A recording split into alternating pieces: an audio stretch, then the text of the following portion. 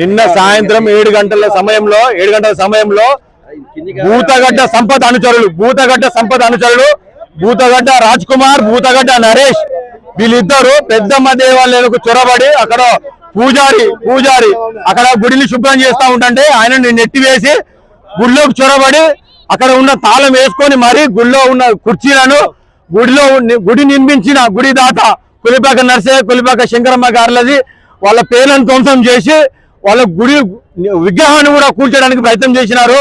వాళ్ళ మీద చట్టపరమైన చర్యలు తీసుకోవాలి, వాళ్ళని వెంటనే అరెస్ట్ చేయాలి, వాళ్ళని శిక్షించాలి.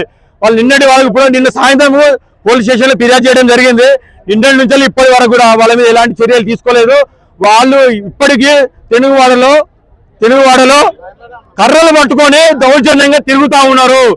ఎందుకు పగలగొట్టిరని చెప్పేసి అడిగితే వారి మీదకే దాడులకు తిరుగుతా ఉన్నారు, దాడులకు పాల్పడతా ఉన్నారు. ఇప్పుడు కూడా ఒక వ్యక్తి నూనె నరేష్ ఇంటికి నిన్ను అడిగినందుకు ఈ రోజు వాళ్ళ ఇంటికి కర్రలు పట్టుకొని వెళ్ళి కొంచెం అయితే చంపుతా ఉండాలి. ఆయన ఇంట్లో లేడు, ఇంట్లో ఉంటే ఆయన కూడా చచ్చిపోతా ఉండే. ఇప్పుడు కూడా 10 మంది వాళ్ళ దోస్తులను జమ చేసుకొని మొత్తం వాడలో ఇష్టానుసారంగా తిరుగుతా ఉన్నాడు. అలాంటి వ్యక్తిని వెంటనే శిక్షించాలి, ఇలాంటి వ్యక్తులను బయట తిరగనివ్వకూడదు అని చెప్పేసి మేము కోరుతా ఉన్నాము. చేసిన మేడం నిన్న సాయంత్రం ఎస్ఐ గారికి కాల్ చేశాము, ఎస్ఐ గారికి చెప్పాము. ఎస్ఐ గారు కూడా కంప్లైంట్ ఇవ్వండి, మేము చర్యలు తీసుకుంటామన్నారు. వాళ్ళు చెప్పిన వెంటనే ఆ లోపే మేము వచ్చాము, దరఖాస్తు ఇవ్వడం జరిగింది.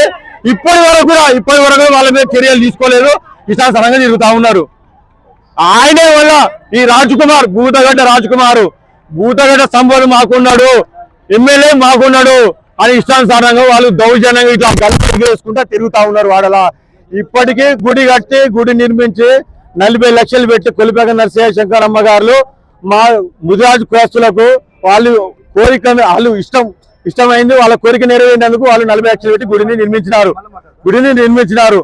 వాళ్ళు కట్టి చిన్న గేటు పెడితేనే గుడికి గేటు పెట్టుకున్నామని చెప్పేసి వాళ్ళు పేరు పెట్టుకుంటా ఉన్నారు. 40 లక్షలు పెట్టి గుడిని నిర్మించుకుంటే పేరు పెట్టుకుంటే అది వాళ్ళకి నచ్చట్లేదట. ఒక వ్యక్తికి నచ్చినంత మాత్రాన అది అదైపోతా. ఇంట్లో ఉంటే ఇప్పుడు చచ్చిపోయాడు సార్. వాళ్ళు ఎందుకు పడకరాలేదు? నిన్న సాయంత్రం నుంచి ఇంట్లో తిరిగారు, రోడ్ల మీద వచ్చి సిగరెట్లు దాక్కుంటా గంజాయి దాక్కుంటే తిరుగుతా ఉన్నారు రోడ్ల మీద. మాకు ఎమ్మెల్యే అండగా ఉన్నాడు, మాకు భూతగడ్డ సంపద అండగా ఉన్నాడు. మీరు ఎవరు చెప్పుకుని చెప్పుకోపోరి, ఎస్ఐకి చెప్పుకుని చెప్పుకోపోరి అని మాట్లాడుతూ ఉన్నారు సార్ వాళ్ళు. ఎస్ఐ కూడా మీరు ఎవరు చెప్పుకునే ఏం కాదని మాట్లాడుతూ ఉన్నారు వాళ్ళు.